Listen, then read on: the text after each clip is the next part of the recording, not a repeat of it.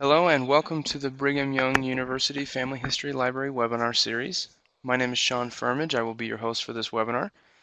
Before we start, we'll just go through a couple announcements. Our next webinar will be August 30th, and that will be by James Tanner at 3 p.m. Mountain Daylight Time. It's going to be Dive into the Cloud with Google Docs and Google Drive. So if you'd like to join us next Wednesday, that will be our next webinar. Also today, we have a couple polls down at the bottom of your screen. If you'd like to fill those out before our presentation gets started, we'd love to hear your feedback. And during our presentation, there will be a question pod. So if you have any questions on the right of the slideshow, there'll be an area to type those in. We'll make sure they get answered before we close out today.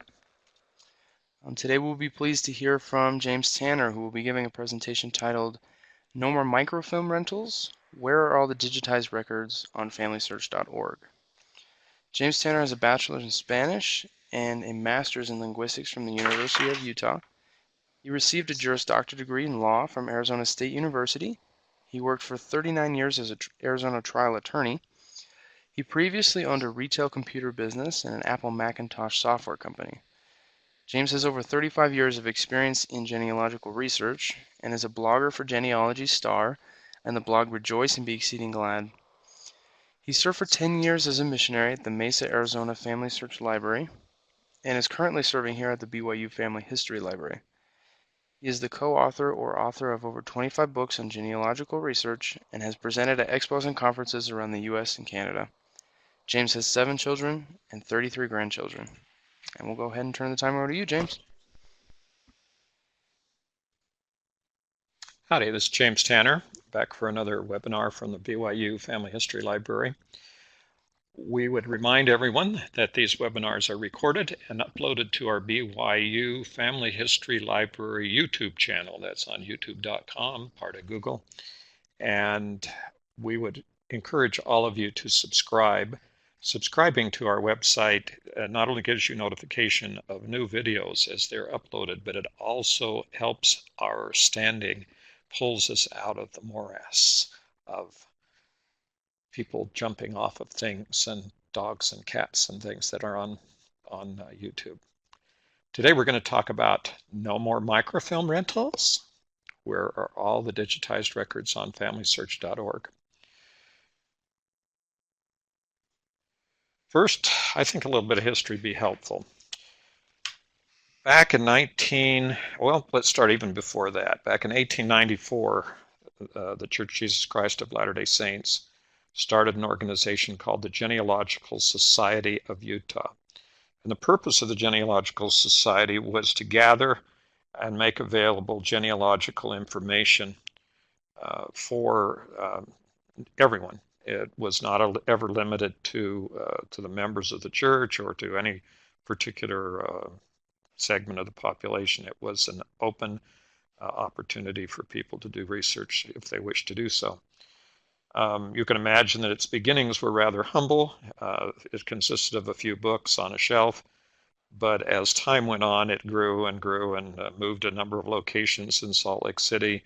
And fast forwarding today, the successor in interest to the Genealogical Society of Utah is FamilySearch International.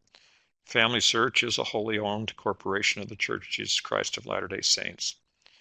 And basically, the records have increased astronomically, would be a very good term for that. In 1938, when this was a innovative and new technology, the Genealogical Society began the process of microfilming historical records. Before that, by the way, microfilm was kind of the purview of secret agents and spies, but they decided to use it for record keeping. They weren't necessarily the first, but they were one of the earliest innovators in that area. And so they began taking images around the world. And ultimately, those records accumulated into 2.4 million rolls of microfilm. So now here at the world famous Family History Library in Salt Lake City, there are available, 2.4 million rolls of microfilm. Now, part of the process there with the microfilm was that these microfilm rolls were made available over time to individuals through a system of family history centers around the world. There are presently around 5,000 of these family history centers. And one of the main activities that they participated in was allowing patrons who came into the family history centers to order microfilm. And that microfilm was then shipped to the Family History Center, where the patron could view the microfilm on microfilm viewers that were available in the Family History Centers. Now, eventually, the whole ordering process of microfilm was put online, and you could simply order a microfilm from your home computer, have it show up at a nearby Family History Center, and go view the microfilm in the Family History Center. These family history centers stretched all around the world. It was a rental project, by the way. There was a fee charged for renting the microfilm.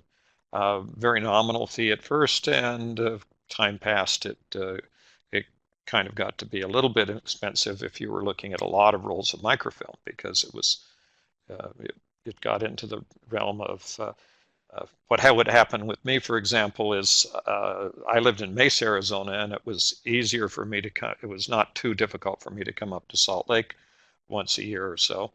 And what I would do is accumulate a long list of microfilm that I wanted to see, and that list of microfilm would basically cost for and rather than renting it, it would pay for the trip up to Utah.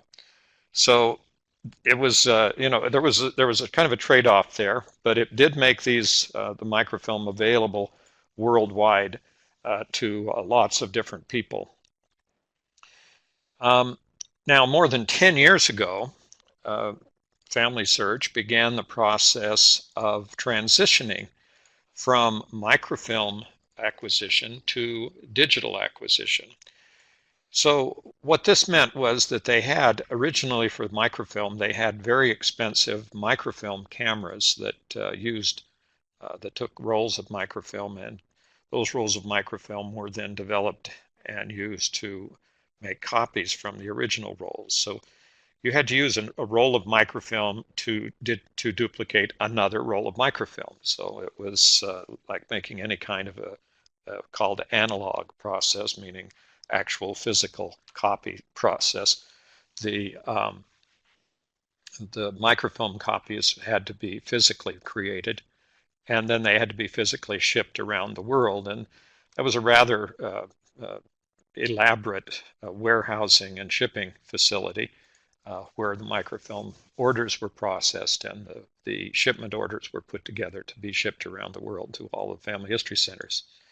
That was a big deal. Well, as they began the digital acquisition process, the acquisition of the images of the records increased, because digital acquisition is a much more efficient way of handling the information.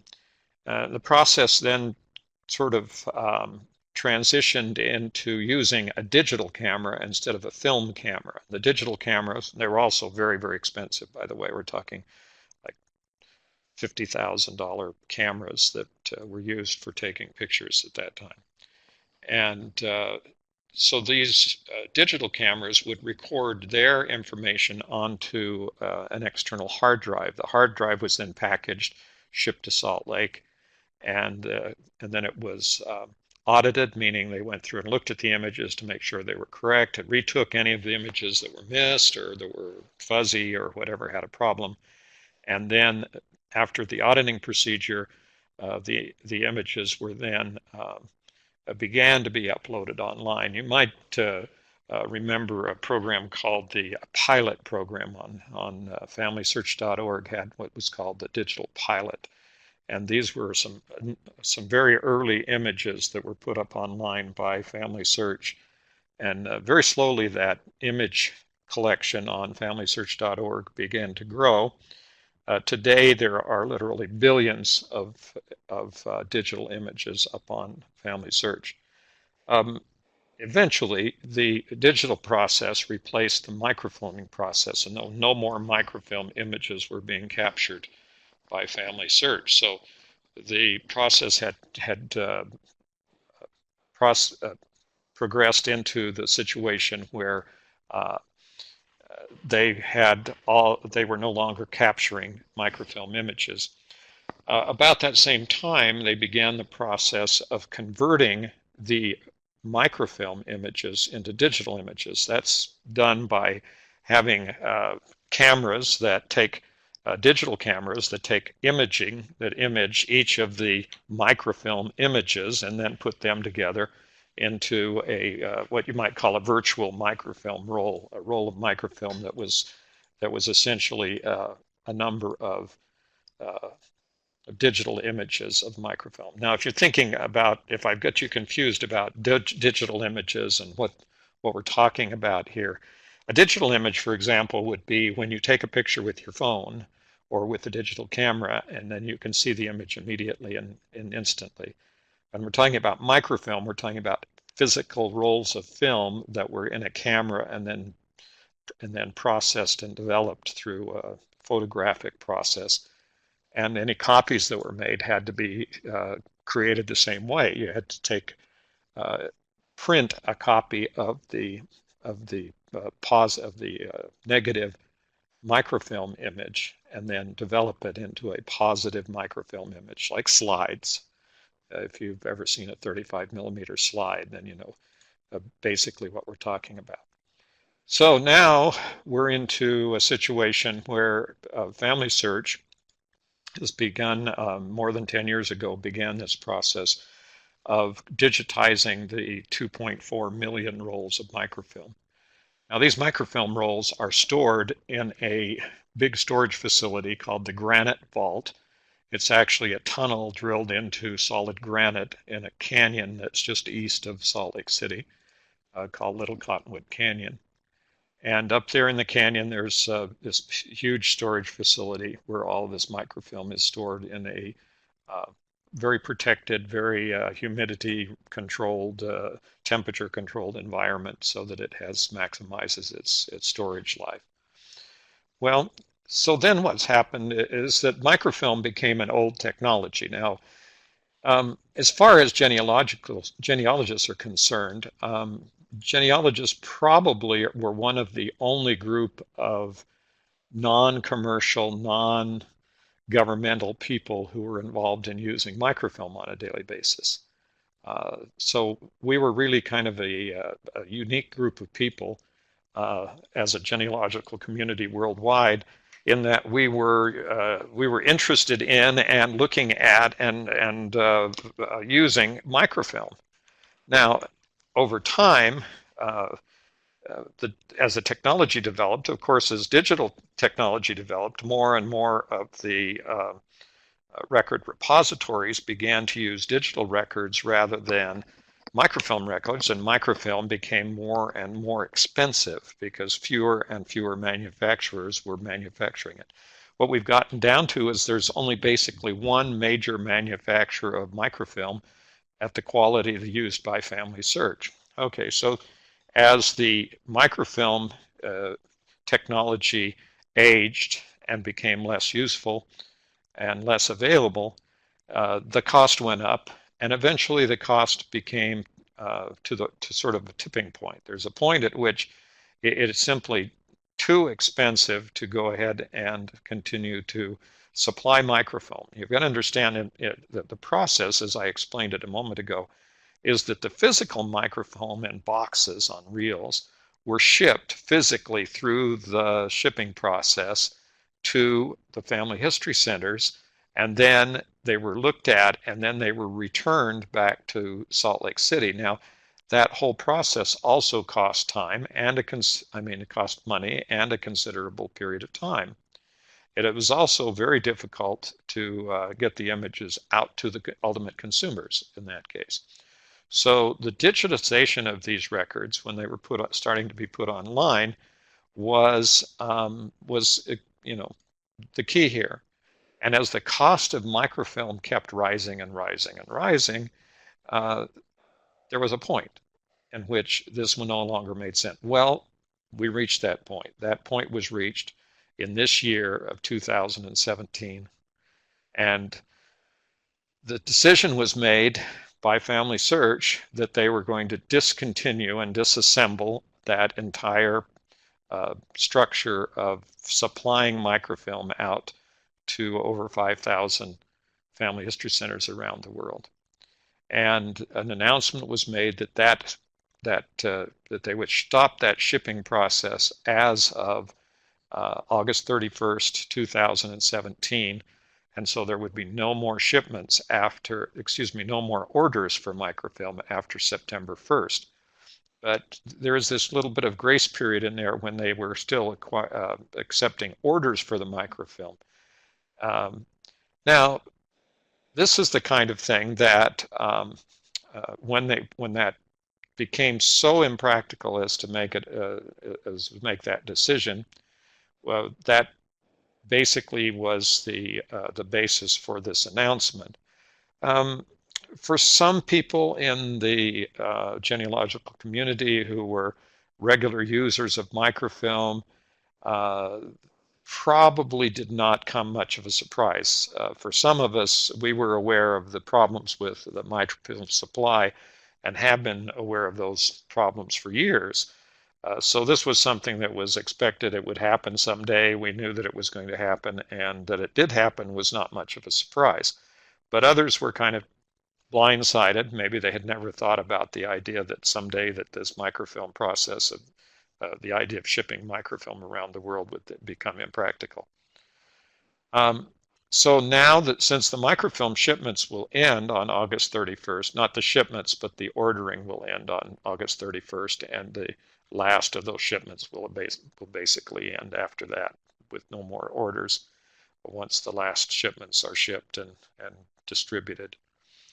So everything that's new, everything going on now is all being digitized. Every piece of all the records are going straight to digital images and being uploaded. Now this speeds up the process. The process for processing a microfilm order, once the images were taken in the field and the process was through, was very long, lengthy. It could take months of time before an image that was taken by a camera someplace in the world would actually be available on the floor or available for ordering or on the floor at the Family History Library in Salt Lake City, Utah. Now, nothing is going to happen to all the microfilm that is sitting in the Family History Library in Salt Lake City, except that as those rolls of microfilm are digitized, they will be retired from circulation at the library. So right now, any images that are not digitized, any microfilm rolls that are undigitized are still available in Salt Lake City, sitting in the library. There are some other things we'll mention in just a moment, but that's the concept of where we are. Now, the big issue here is, where are all these digital files going? What's happening to the millions and millions of images that are being made from the microfilm, and what's happening to all of the digital images that are now being captured by the people who are called acquisition missionaries. The missionaries out there are camera functioning missionaries who are taking all the pictures around the world of records constantly. Millions and millions and millions of images a year are being processed through these digital images of new records, not old records that haven't been digitized previously or filmed previously, but new records that are not available yet in any form. And so all of these are being added to the FamilySearch.org website. So here's the answer. They are all on the FamilySearch.org website, period. The records that are available are all there. And so the question is, where are they on the website? Because most people can't figure out what happened to all the records. So first thing we're going to do when we get to this point is we're going to click on the Search tab. That's the tab right there in the middle on any of the pages of the FamilySearch.org website. And once we click on the Search tab, we're going to see a pull-down menu that says Records, Family Tree, Genealogies, Catalog, Books, and Wiki. Now, the digital images are kind of spread around in those different items. The main digital images are on the Records tab and on the Catalog tab and on the Books tab. So those are the three areas that are receiving digital images. So we have Records and we have Catalog, and we're not going to focus too much today on the books, but bear in mind that many of the paper books, the books that are on the shelves at the Family History Library and in many other libraries around the United States, are being digitized. And presently, the number of digitized book records is over 360,000 volumes of digitized books that are online on the FamilySearch.org website. Many of these digital records, now you'll have to listen carefully to my qualification words here and my qualifying words here. I say many of the digital records can be accessed from the historical record collections. And if you're looking at FamilySearch.org website, and you've been doing any kind of research, you may have been coming here to the historical record collections to search for your ancestors. So the search engine that they have that searches these records. Now, that search engine records is only a portion of the records. These are the ones that you're searching are only a portion of all the records. So here's some qualifications that you need to focus on pretty carefully, because this is the explanation that is going to help you to understand what the real impact is of their stopping microfilm shipments out to all these family history centers around the world. So first thing you need to do after you click on the Search tab and open up this historical record collections is browse all published collections. There's a link down there on the page right there that says Browse all published collections. Once you click on that, you get a list of all the collections. And you'll see there's a number up in the right-hand corner. In this case, there were 2,243 collections that were available on the date that I did this screen capture. And it's probably changed because they are dumping in millions and millions of new records every week into this historical record collections part of the FamilySearch.org website. So now I'm going to do is click on this column here where it says last updated, and I'm going to do that so I can see what the latest records are. Okay, so here's as of 16th of August of 2017. These were the records in chronological order with the most recent records at the top of this long list, and there are 2,243 different items in this list. So the list just continues to get longer and longer, and will continue to get longer and longer indefinitely. But you can see if you go down the list and do this on your own program, on your own computer using FamilySearch.org, you'll see the most recent date and dates when these particular collections were added. You'll also see numbers there that are the numbers of records that have been added, with a qualification. So here's an important qualification. And one of the questions that'll come up right now is how many of these records are actually indexed records that you could search? And the answer is the percentage of indexed records is very small compared to the total number of records that are available presently online on the FamilySearch.org website. The number that is there that says records and has a record number, for example, this record of Ohio Crawford County obituaries from 1860 to 2004, it says there's 118,500 records. Well, if you clicked on that entry there for Ohio Crawford, on the words, the blue words there, you would get a screen that would explain to you exactly how many images there were. And if you notice, there may, on some of these, there may be a difference between the number of records listed and the number of images listed. There could be 100,000 records listed and 8 million images listed. That means that only 100,000 out of that 8 million records have been indexed. The difference between the two numbers is the numbers that the record number on the screen here with the list is the number of indexed records. The number that comes up when you click on the Get Info and get information about the record itself will tell you the actual number of images. Sometimes that number is much larger than the index number. The number of, for instance, of records on a average U.S. Census record is there's usually 50 names on a there are more. Sometimes there's more than that, but there's usually more names on a U.S. Census sheet than just one record. So each of those names may consider to be an individual record because it's a record of an individual family.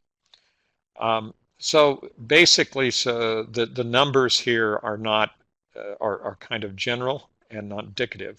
If you also look at this this image, you'll see partway down, fourth item down, you'll see Netherlands archival indexes, miscellaneous records, and there's 22 million of them. And there's a little box around that. Well, the camera picture there. The camera means that there are images. The box around the camera means those images are on a different website. They're not on the FamilySearch.org website.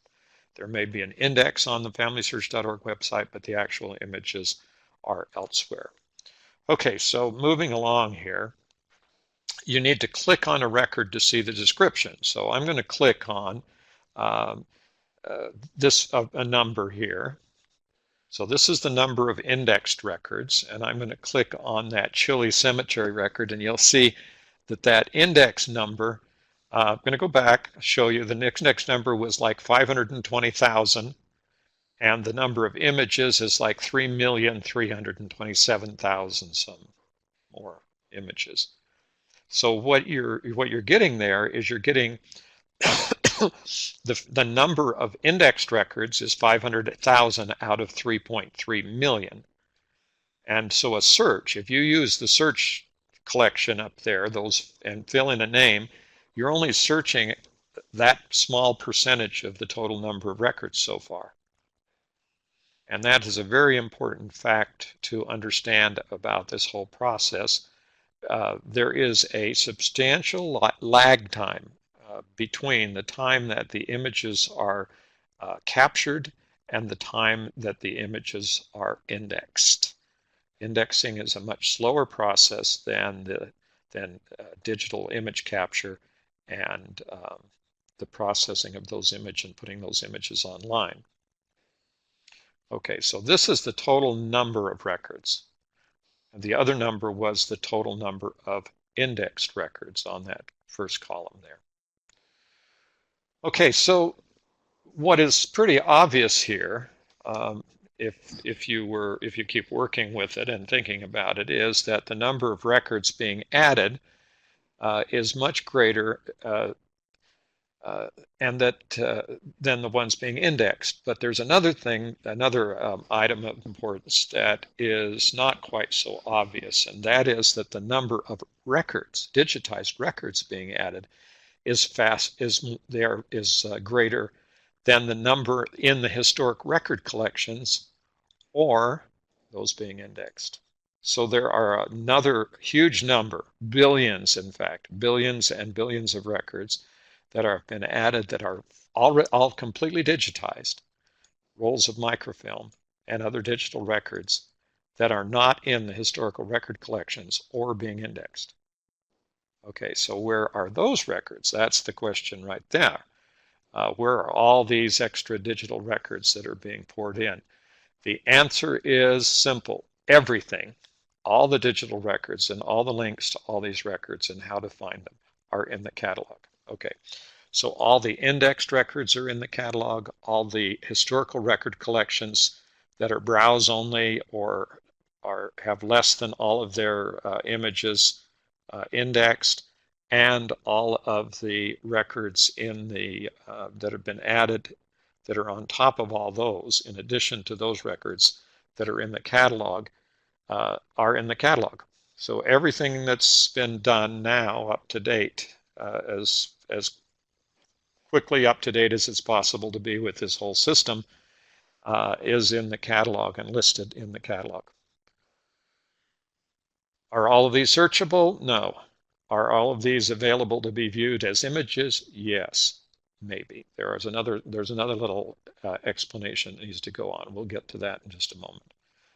And that is that, but everything is listed in the catalog.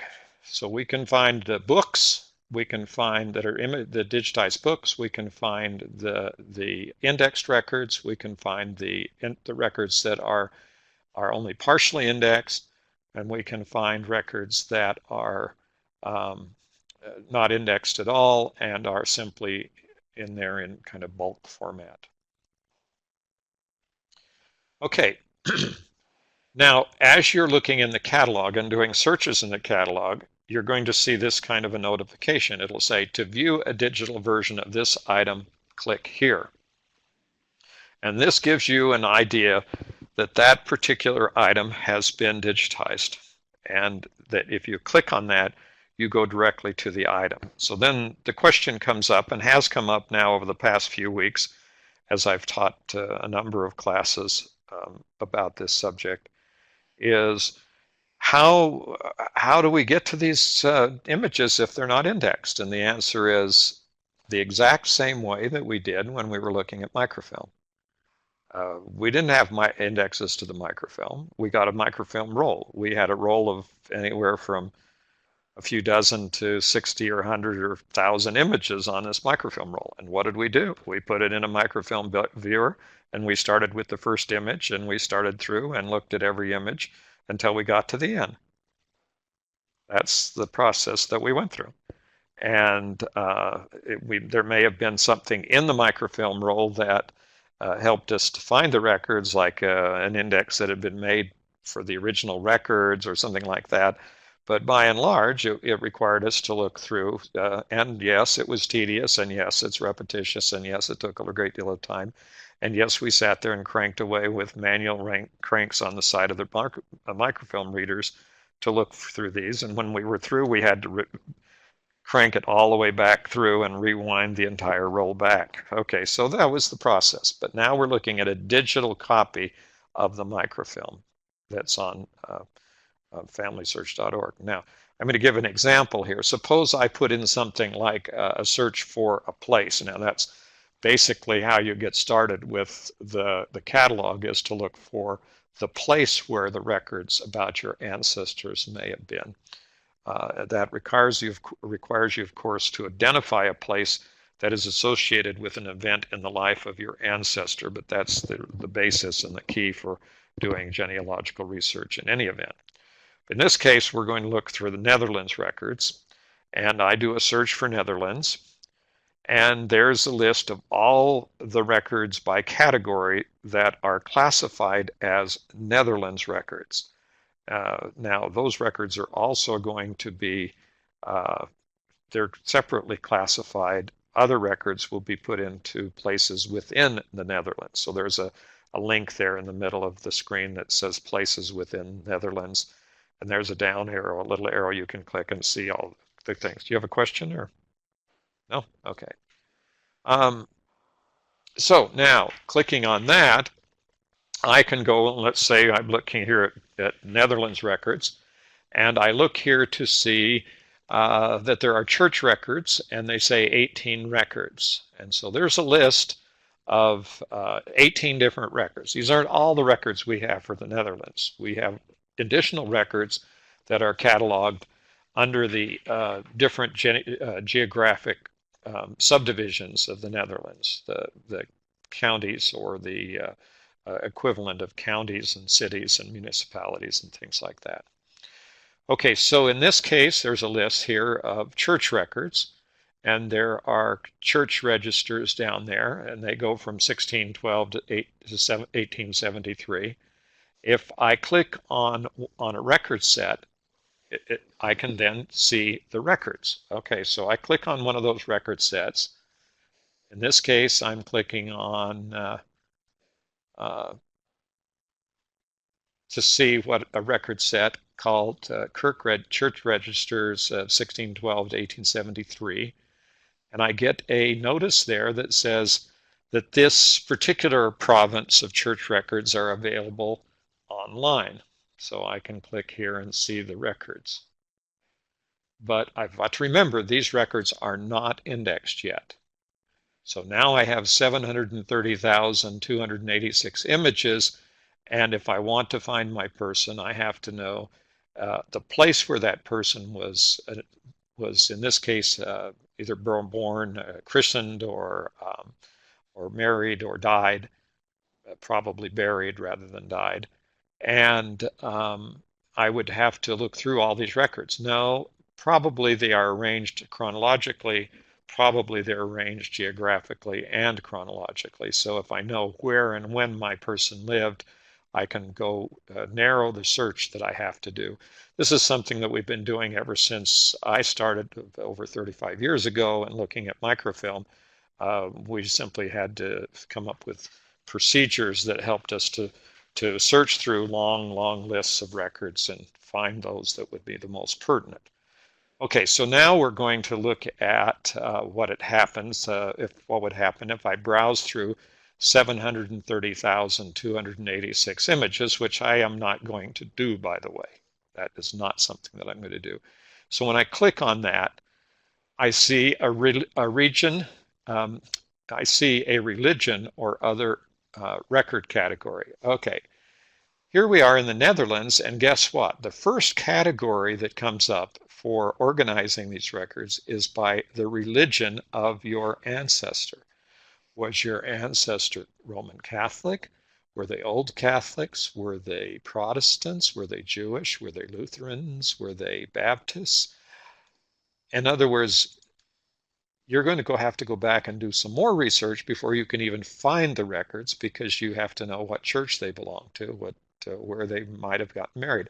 What if you don't know that and you don't have any way to figure out which church they belong to? Guess what? You're going to have to look in every single one of these categories for your ancestor, because you have no idea which one they might show up.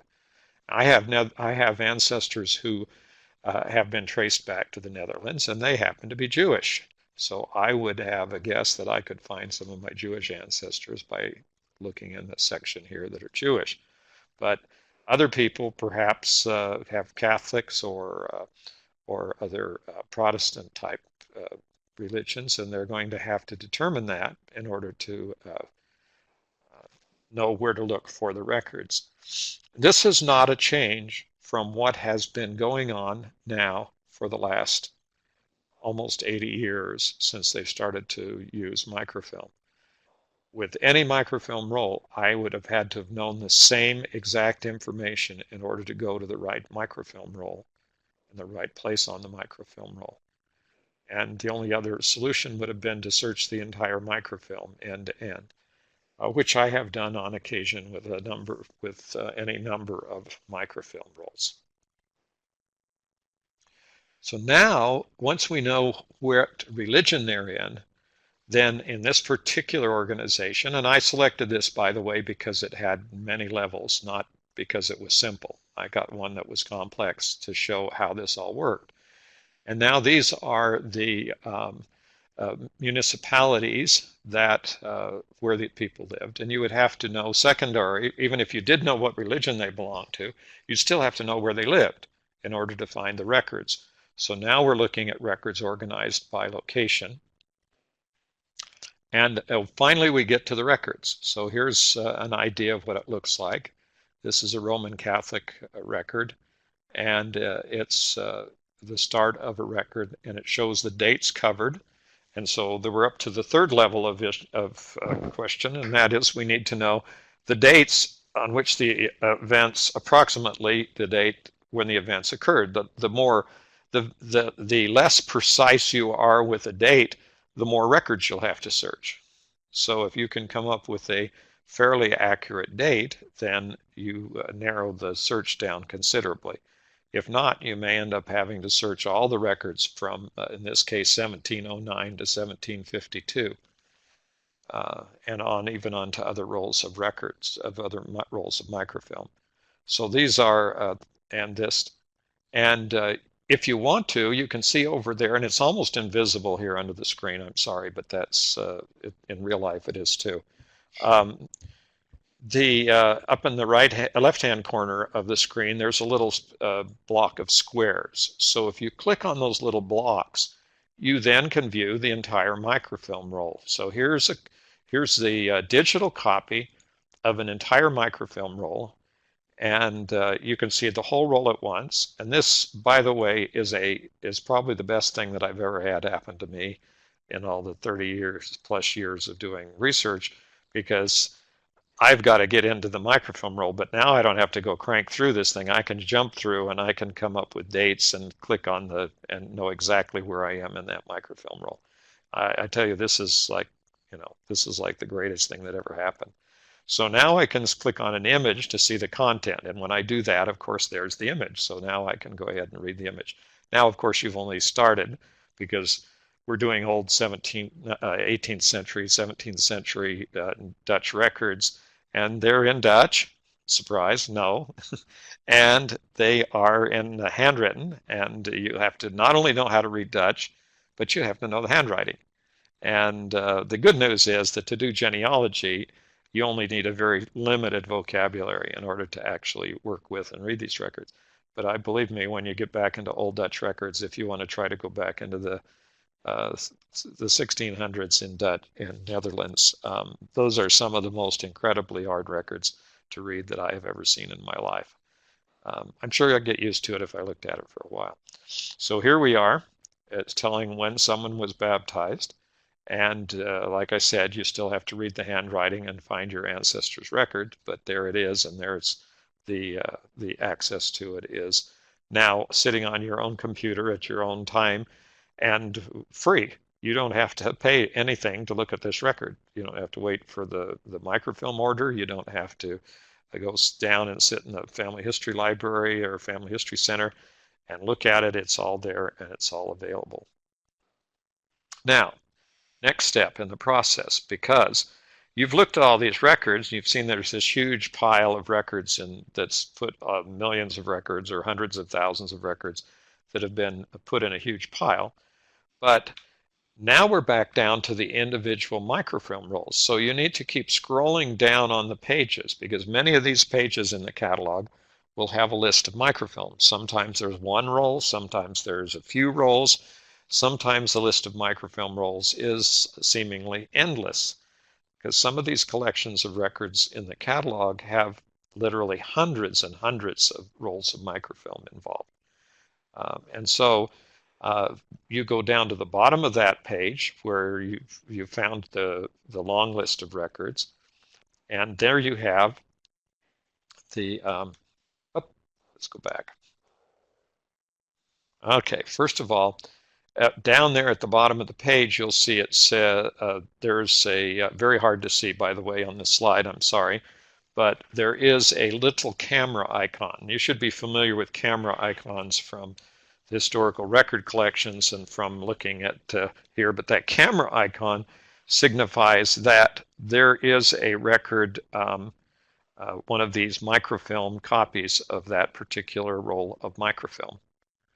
So by clicking on the little camera icon, you get a copy of that specific roll of microfilm. Now let's say you've done your research and you know that the records you need are on a specific roll.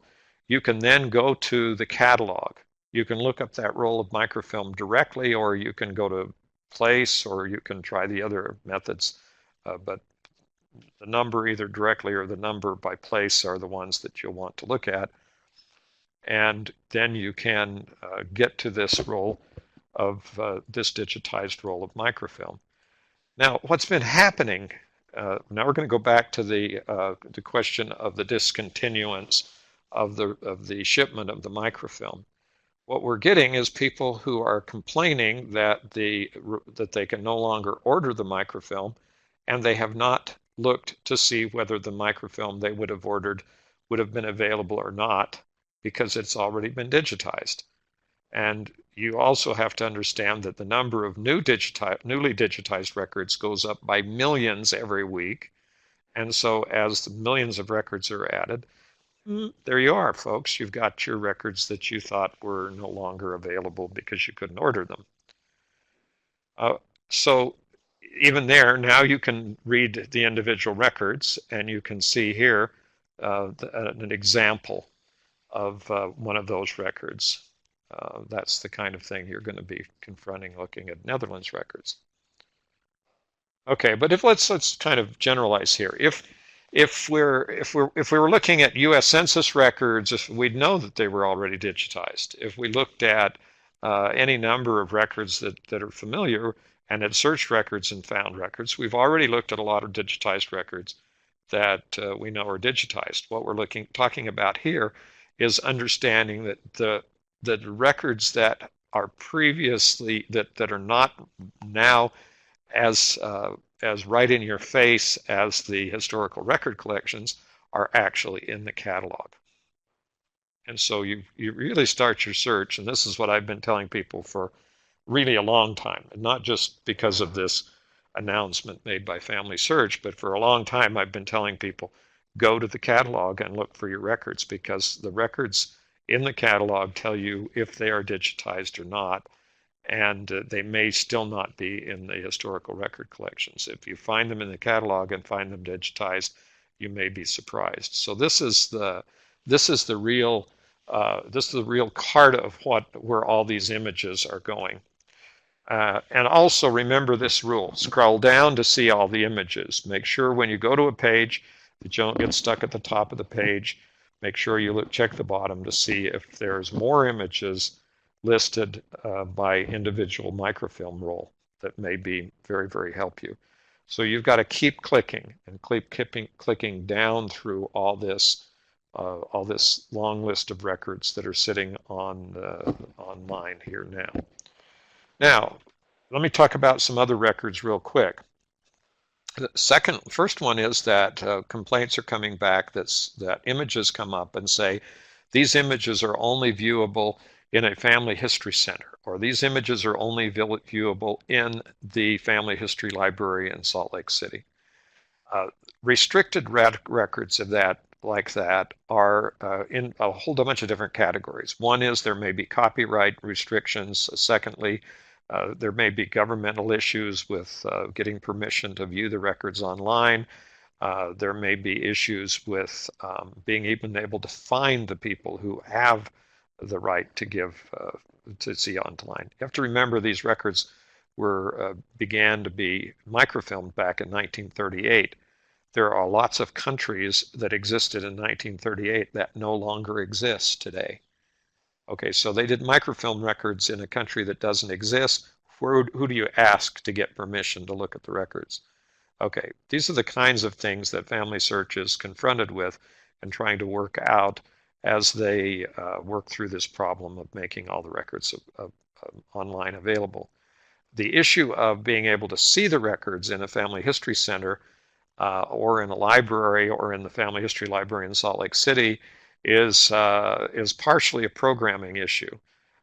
If you are sitting in a family history center and it comes up and says you must be sitting in a family history center to see this, you may wonder why the message comes up. And the answer is that because of the volume of the records and the numbers of the licensing and things that occur with these records, there's still some issues that need to be resolved. Over time, they will be resolved. And the answer is just keep looking. And the answer also may be that, yes, you will have to go to a family history center to see the records, because that may be the agreement they have with the people who did the original records.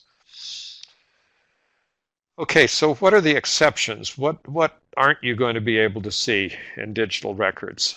There are some out there. And the first one is the one that I just spoke about. It's when the country or smaller jurisdiction will not give permission for the image to be uploaded online. Now, why would that occur? Oh, a good example is England. England, they have what's called the Crown copyright, and the Crown copyright is to all their government records.